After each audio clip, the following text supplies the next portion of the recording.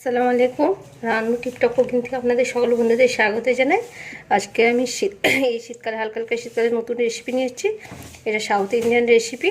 এটা হচ্ছে নির ধোসা, নারকেল দিয়ে এটা বানানো। আপনারা এটা বাড়িতে বানিয়ে দেখবেন, খুব দারুণ একটা রেসিপি।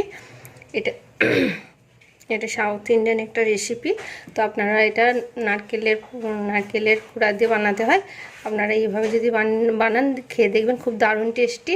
তো আমার এই রেসিপিটি যদি আপনাদের ভালো লেগে থাকে, আপনারা লাইক, সাবস্ক্রাইব আর শেয়ার অবশ্যই করে দেবেন। আর এটা তার একটা নিরামিষ সবজি, নির ধোসার সাথে।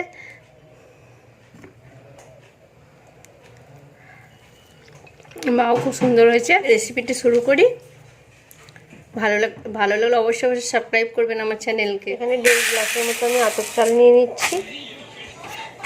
এটা 1.5 গ্লাসের মতো আতপ চাল নিয়ে নিলাম। আর এখানে আমি এই গ্লাসেরই আমি এখানে এটা ভিজে দিয়ে রেখে দেবো 2-3 ঘন্টার মতো। আপনারা চাইলে আরও বেশি ভিজে দিয়ে রাখতে পারেন। এটা আমি এখানে 3 ঘন্টা মতো ভিজে দিয়ে রেখে এটাকে আমি মিক্সিং জারের মধ্যে আতপ চালগুলো দিয়ে দেবো, যেটা ভিজে রেখে দিয়েছিলাম।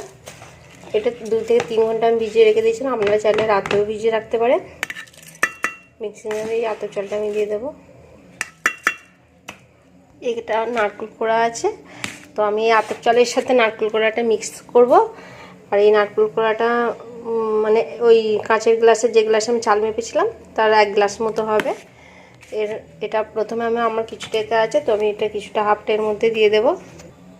নারকেল কোড়াগুলো আমি দিয়ে দেবো এর সাথে। এটা নির ধোসা হবে। দেখুন,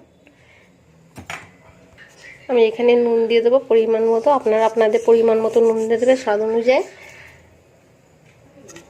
এখানে আমি একদম অল্প পরিমাণ জল দেবো, একদম অল্প পরিমাণ দিয়ে এটাকে মিক্সিং করে নেব।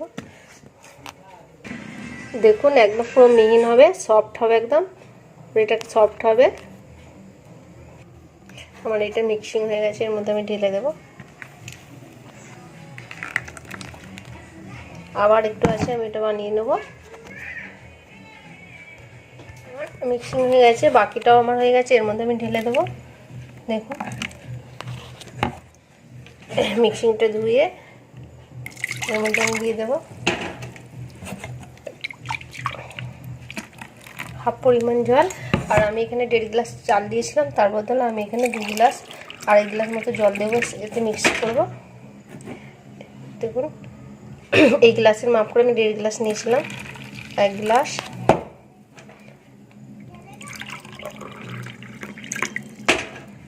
2 গ্লাস, এতটা কম আছে। এটাতে এমনি আমি জল দিয়েছিলাম আগে। এটাকে ভালো করে আমি গুলে নেব। এখানে আমি এটা 10 মিনিটের জন্য 10-15 মিনিট রেখে দেবো জল দেওয়ার পর। আর এখানে আমি নির ধোসা নিরামিষ যে সবজিটা বানাবো সেটা তাহলে বানিয়ে নিই আগে, তারপর আমি এটা তৈরি করছি। এখানে টমেটো 2 পিস নিয়েছি, আর হাফ টুকরো এটা আদা আছে, এর সাথে মিক্স করে নেবো যে নিরামিষ সবজিটা বানাবো নির ধোসার জন্য। এটা মিক্সিং করে নিচ্ছি। এখানে আমি যে নিরামিষ তরকারিটা করবো তার জন্য আমি এখানে সরষের তেল ইউজ করছি। সরষের তেল দিয়ে দিলাম।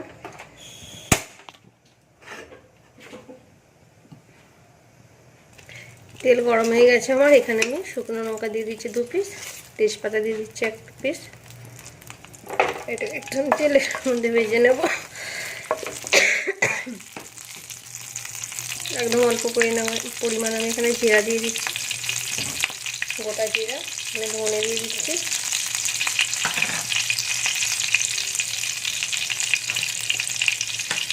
এটাকে ভালো করে আমি ভিজে নেব মশলাটাকে।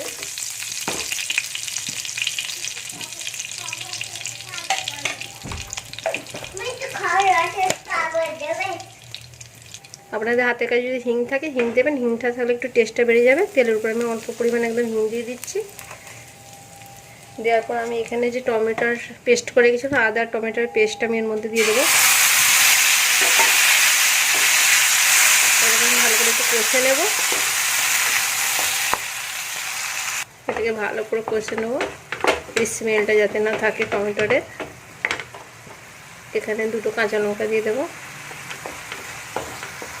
এটা ভালোভাবে কষা হয়ে গেছে। এখানে একদম অল্প পরিমাণ আমি হলুদ নিয়েছি, হাফ চা চামচ, একদম হাফ চামচের কম হবে, প্রত্যেকটা হাফ চা চামচ করে নিয়েছি।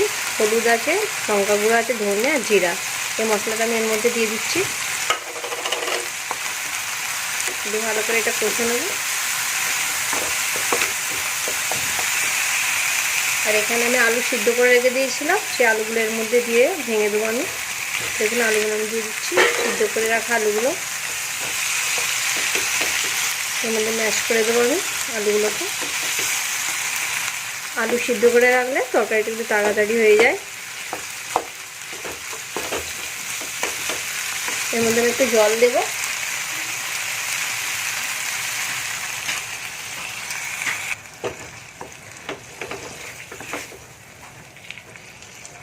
এখানে স্বাদ মতো নুন দিয়ে দেবো, আপনারা আপনাদের স্বাদ মতো নুন দিয়ে দেবেন। এর মধ্যে ধনেপাতা অল্প পরিমাণে দিয়ে দিচ্ছি, আমাদের বাড়িতে ধনেপাতা বেশি কেউ খায় না। তো এই আলুগুলোকে ভালো করে আপনারা যদি করেন ম্যাশ করবেন এইভাবে, মনে রাখবেন আলু সিদ্ধ করে দেবেন, তবে ভালো লাগবে খেতে। আলুগুলোকে এইভাবে ম্যাশ করে দেবেন, যেহেতু নির ধোসার সাথে এটা খাবেন। এটা আমার হয়ে গেছে সব কিছু। এটা 5 মিনিট হবে, 5 মিনিট পর এটাকে আমি নামিয়ে নেবো। আসুন এবার আমি নির ধোসা তৈরি করি। দেখুন এটা আমার কমপ্লিট হয়ে গেছে, এরকম হালকা হালকা ঝোল থাকবে। আমি এটাকে নামিয়ে নেবো। হয়ে গেছে, আমি তেলটা লাগিয়ে নেবো এইভাবে, বেশি তেলে দিয়ে লাগাবো না, অল্প অল্প একদম এইভাবে তেল লাগাবো। এটাকে আমি ভালো করে এটা গুলে নেবো, গুলে নেওয়ার পর এটার মধ্যে দিয়ে দেবো এইভাবে। এইভাবে করে নিতে হবে।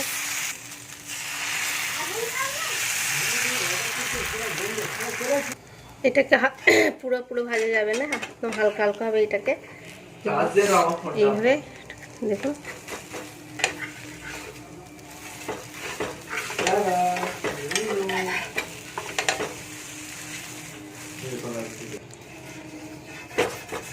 এইভাবে প্রত্যেকটা আমি করে নেবো। চারদিক দিয়ে এইভাবে তেল লাগিয়ে নেবো সব দিকে। একদম অল্প পরিমাণ তেল লাগাতে হবে, বেশি লাগালে উঠবে না। এটা একটা সাউথ ইন্ডিয়ান একটা রেসিপি।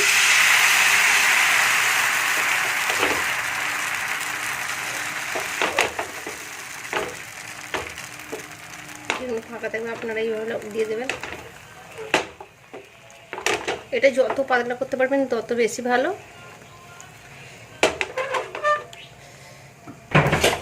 দেখুন আর একটা আমি দেখিয়ে দিচ্ছি এইভাবে।